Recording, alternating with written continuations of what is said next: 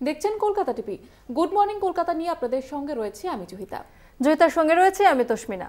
100 দিনের পাওনার দাবিতে দিল্লি কলকাতার একাধিক ধর্নার পর এবার লক্ষ্য ব্রিগেড। 10ই মার্চ ব্রিগেডে জনগর্জন সভা ডাকল তৃণমূল কংগ্রেস।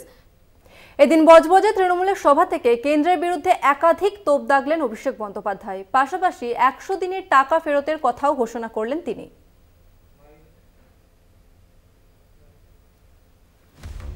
কেন্দ্র সরকার পাশে নেই, বঞ্চিত রাজ্যবাসীর পাশে রাজ্য সরকার আছে। 100 দিনের কাজের পাওনা মেটাবে রাজ্য। আগের ঘোষণা মতো মার্চের 26 থেকে শুরু হবে পাওনা মেটানোর কাজ।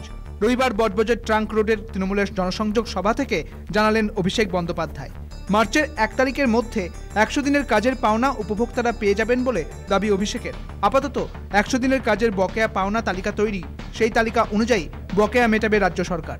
এদিনের সভামঞ্চ থেকে কেন্দ্রীয় বঞ্চনার প্রতিবাদে সুর চড়ান অভিষেক। একাধিক ইস্যুতে কেন্দ্রীয় সরকারের বিরুদ্ধে তোপ দাগেন তিনি। এই যে 25,000 কোটি টাকা খরচা করে আমাদের রাজ্য সরকার লক্ষ্মীর ভাণ্ডার দিচ্ছে, এর মধ্যে 10 পয়সার অবদান কেন্দ্র সরকারের নেই। বিজেপি নেতারা বলতে পারে যে কেন্দ্র টাকা পাঠাচ্ছে। আমি আপনাদের সামনে বলছি, যদি কোনো বিজেপি নেতা বলে যে এই 25,000 কোটি টাকা লক্ষ্মীর ভাণ্ডার মমতা বন্দ্যোপাধ্যায় দিচ্ছে, এখানে 10 পয়সার অবদান বিজেপির কেন্দ্রের সরকারের রয়েছে, বা এই যে 2800 কোটি টাকা খরচা করে 59 লক্ষ শ্রমিককে তার বকেয়া 2 বছরের পাওনা ফিরিয়ে দেওয়া হচ্ছে, তার মধ্যে 10 পয়সার অবদান যদি কেন্দ্র সরকারের থাকে, সরাসরি বিজেপির নেতাকে অনুরোধ করব যে আপনি চ্যানেল, সঞ্চালক, সময়, জায়গা ঠিক করুন, আমি যাব তথ্য নিয়ে। ভোটের আগে রাজ্যে বিজেপি নেতানেত্রীদের আনাগোনা বাড়ে, সেই নিয়েও কটাক্ষ অভিষেকের গলায়। ভোট এলেই কেন প্রধানমন্ত্রী, স্বরাষ্ট্রমন্ত্রী, বাকি মন্ত্রী, অমুক মন্ত্রী, তমুক মন্ত্রী, অমুক পদাধিকারী, এই বহিরাগতদের উৎপাত শুরু হয়, ডেলি প্যাসেঞ্জারই শুরু হয়। মানে আপনার খালি ভোট, আর তো কিছু নেই। গদি দরকার, তাই উনি আসছেন। মাঝখানে তো মানুষগুলোর জীবনের কোনো মূল্য নেই তার কাছে। 10ই মার্চ ব্রিগেডে তৃণমূলের জনগর্জন সভা। মার্চের 10 তারিখের মধ্যে সন্দেশখালী যাওয়ার কথা ছিল অভিষেক বন্দ্যোপাধ্যায়। তার বদলে 10ই মার্চ ব্রিগেডের কর্মসূচির কথা ঘোষণা করলেন অভিষেক। বাংলার বঞ্চনাকে সামনে রেখে লড়াই করছি। যারা এই বঞ্চনার বিরুদ্ধে, বিজেপির বিরুদ্ধে সামিল হতে চান তারা আসতে পারেন, কিন্তু তৃণমূল কংগ্রেস মানুষকে সংগঠিত করে লড়াই করছে, সেই কারণেই নাম দিয়েছে জনগর্জন সভা। সুতরাং এখানে আলাদা করে কাউকে আহ্বান আমরা জানাচ্ছি না, আমরা প্রত্যেকটা মানুষকে আহ্বান করছি, প্রত্যেকটা মানুষকে আমরা অনুরোধ করছি, তাদের কাছে আবেদন রাখছি যে জাতি, বর্গ, বর্ণ, দলমত নির্বিশেষে বাংলার স্বার্থে আপনারা ব্রিগেড প্যারেড গ্রাউন্ডে আসুন। ওয়াকিবহল মহলের ধারণা, এই সভা থেকেই মূলত লোকসভা ভোটের প্রচার শুরু করবে তৃণমূল। সবার বক্তার তালিকা এখনো প্রস্তুত না হলেও কেন্দ্রীয় বঞ্চনার প্রতিবাদ, বাংলার বহিরাগতদের প্রবেশ সহ একাধিক ইস্যুতে ব্রিগেড কাঁপাবে তৃণমূল নেতৃত্ব। সুব্রজিৎ চক্রবর্তীর রিপোর্ট, কলকাতা টিভি। এখনো অধরা শেখ শাহজাহান। এবার শেখ শাহজাহানের গ্রেপ্তারি নিয়ে ফের বিস্ফোরক অভিষেক বন্দ্যোপাধ্যায়। বিচার ব্যবস্থাকে কাঠগড়ায় দাঁড় করিয়ে তৃণমূলের সর্বভারতীয় সাধারণ সম্পাদকের দাবি। এবং যেমনটা তিনি দাবি করেছেন, আদালতের জন্য হাত বাঁধা পুলিশের, না হলে কবে গ্রেপ্তার হতো শাহজাহান।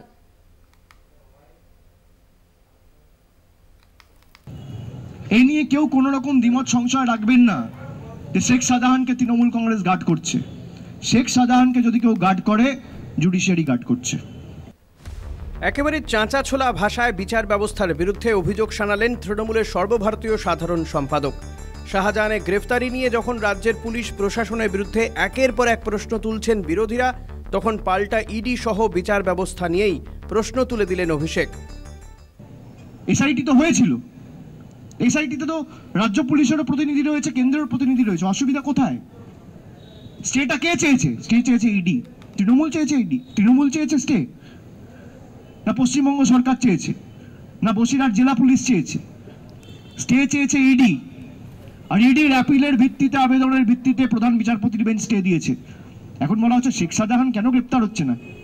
যত বড় নেতা হোক, কেউ যদি মানুষের সাথে কোনো রকম কোনো অন্যায় অবিচার করে থাকে, কেউ রেয়াত পাবে না, কেউ পার পাবে না। কাঠগড়ায় দাঁড় করালেন একাধিক জাতীয় কমিশনকে। অনুরোধ করব যে যারা এই মানবাধিকারের কর্তা ধর্তা, রক্ষাকর্তা এবং বিভিন্ন সংগঠনের প্রতিনিধি হয়ে রোজ লাইমলাইটে থাকার জন্য বলছেন একে অ্যারেস্ট করুন, তাকে অ্যারেস্ট করুন, দরবারটা আর অনুরোধটা হাইকোর্টে করুন। হাইকোর্ট যদি রাজ্য প্রশাসনের হাত বেঁধে দেয় তাহলে আপনি অ্যারেস্ট করবেন কোত্থেকে? রাজ্য পুলিশকে এবারও দরাজ সার্টিফিকেট দিয়ে অভিষেক টানলেন সারদা কর্তা সুদীপ্ত সেনকে কাশ্মীর থেকে গ্রেফতারের প্রসঙ্গ। সন্দেশখালী ইস্যুকে হাতিয়ার করে বাজার গরম করেই চলেছে বিরোধীরা। শাহজাহান হচ্ছে তৃণমূল কংগ্রেসের রত্ন। শাহজাহানকে তৃণমূল সরাতে পারবে না। ওই পার্থভৌমিক সুজিত বোসের টিকিট কেটে দিতে পারে, মন্ত্রিত্ব চলে যেতে পারে। পার্থভৌমিকের ছাদে দরকার হলে আর সুজিত বোসের বাড়ির ছাদে দুটো ঘর শাহজাহানের জন্য বানিয়ে দেবে তৃণমূল কংগ্রেস। এই আক্রমণে কোণঠাসা নয়, বরং পাল্টা উঁচু স্বরের জবাব অভিষেকের। রাজ্য নয়, আদালতের নির্দেশে হাত পা বাঁধা পুলিশের, তাই এখনও অধরা শাহজাহান, অকপট তৃণমূল সাংসদ। মহেশতলা থেকে শুভ্রজিৎ চক্রবর্তীর রিপোর্ট, কলকাতা টিভি।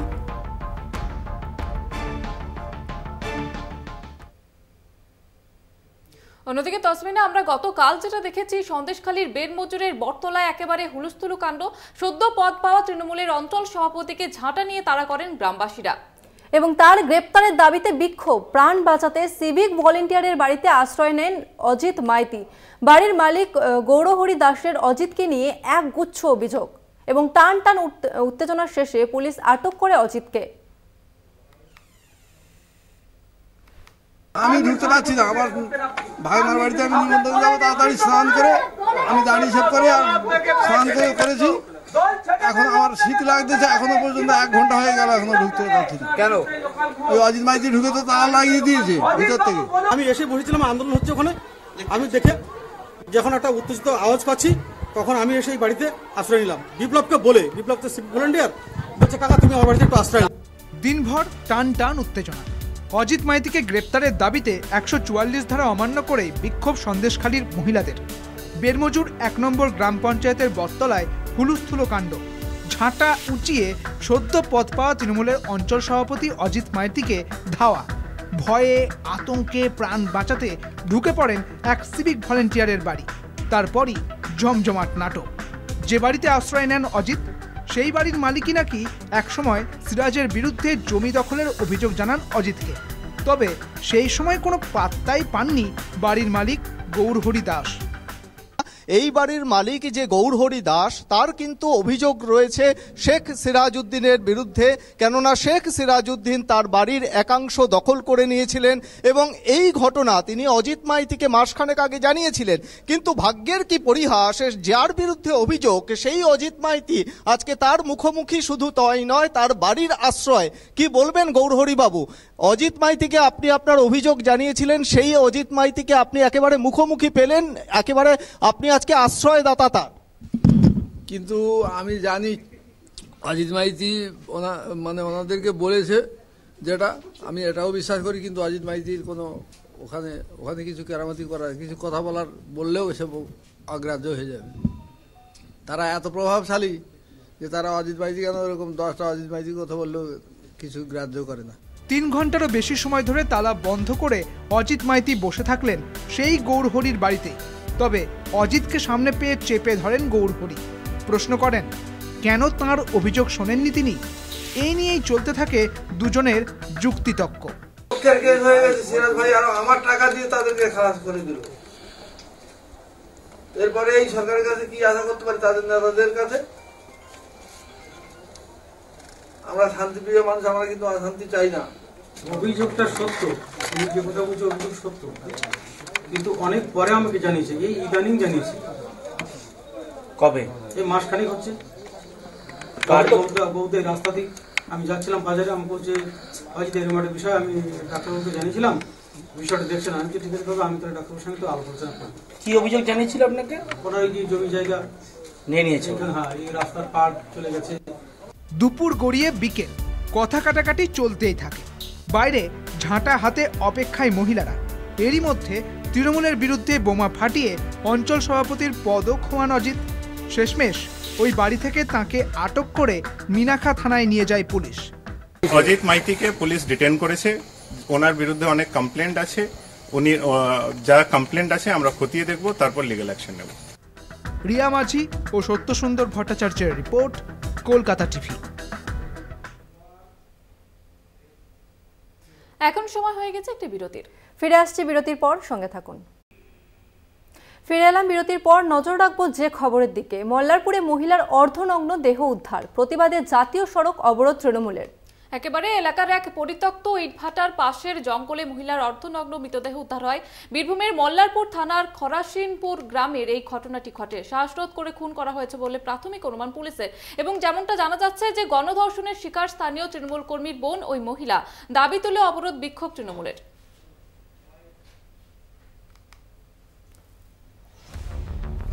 এক মহিলার অর্ধনগ্ন মৃতদেহ উদ্ধারে উত্তেজনা ছড়ালো বীরভূমের মল্লারপুর থানার খরসিনপুর গ্রামে। এলাকার এক পরিত্যক্ত ইটভাটার পাশের জঙ্গলে মহিলার মৃতদেহটি পড়েছিল। খবর পেয়ে মল্লারপুর থানার পুলিশ দেহ উদ্ধার করে। মৃত মহিলার গলায় এবং অন্যান্য স্থানে দাগ রয়েছে বলে জানা যায়। পুলিশের প্রাথমিক ধারণা গলায় শ্বাসরোধ করে মৃত্যু হয়েছে ওই মহিলার। তৃণমূলের অভিযোগ, মৃত ওই মহিলার দাদা তৃণমূলের সক্রিয় কর্মী। তাদের অনুমান মৃতাকে গণধর্ষণের পর শ্বাসরোধ করে খুন করেছে এলাকার বিজেপি আশ্রিত দুষ্কৃতীরা। প্রতিবাদে মল্লারপুরের বাহিনা মোড়ে 14 নম্বর জাতীয় সড়ক অবরোধ করে বিক্ষোভ দেখান স্থানীয় তৃণমূল কর্মীর সমর্থকরা। তার সঙ্গে গ্যাং রেপের মতো কিছু দুষ্কর্ম কাজ করা হয়েছে। আমাদের একটাই দাবি, এই কাজের সঙ্গে যারা লিপ্ত আছে তারা দিনের আলোতে বিজেপির ঝান্ডা নিয়ে বিজেপির নেতাদের ছত্রছায়ায় ঘুরে বেড়ায় এবং রাতের অন্ধকারে তারা দুষ্কৃতী কাজকর্মের সঙ্গে যুক্ত থাকে। এসব নৃশংস কাজ তারা করে বেড়াচ্ছে। খুনের পেছনে দলের কারো জড়িত থাকার অভিযোগ সম্পূর্ণ ভিত্তিহীন বলে দাবি স্থানীয় বিজেপি নেতৃত্বের। খবর পেয়ে ঘটনাস্থলে পৌঁছয় পুলিশ। আধিকারিকদের আশ্বাসে অবরোধ ওঠে। ঘটনার তদন্ত শুরু করেছে মল্লারপুর থানার পুলিশ। বীরভূম থেকে মনা বীরবংশের রিপোর্ট, কলকাতা টিভি। সময় এখন আরো একটি বিরতির। ফিরে আসছি বিরতির পর, দেখতে থাকুন কলকাতা টিভি। রবিবার সকাল থেকেই দফায় দফায় উত্তপ্ত বেরমজুর। অজিত মাইতির গ্রেপ্তারির দাবিতে সোচ্চার মহিলারা। সন্দেশখালির পর এবার দফায় দফায় উত্তপ্ত হচ্ছে বেরমজুর। শাসক দল দাবি করছে বিরোধী দল এই আন্দোলনকে জিইয়ে রেখে তাদের রাজনৈতিক স্বার্থ চরিতার্থ করছে। রবিবার সকাল থেকে দেখা যায় বেরমজুরের বটতলায় একাধিকবার বিক্ষোভ। সেখানেই আন্দোলনকারী মহিলাদের মুখে শোনা যায় জয় শ্রীরাম ধ্বনি। জয় শ্রীরামের জয়, আমাদের ভগবান, আমরা ভগবানের দায় বেঁচে আছি, ওই জন্য আমরা জয় শ্রীরাম বলছি। আমরা ভগবান থেকে তো আছি না, যা করে আমাদের ভগবানই করে।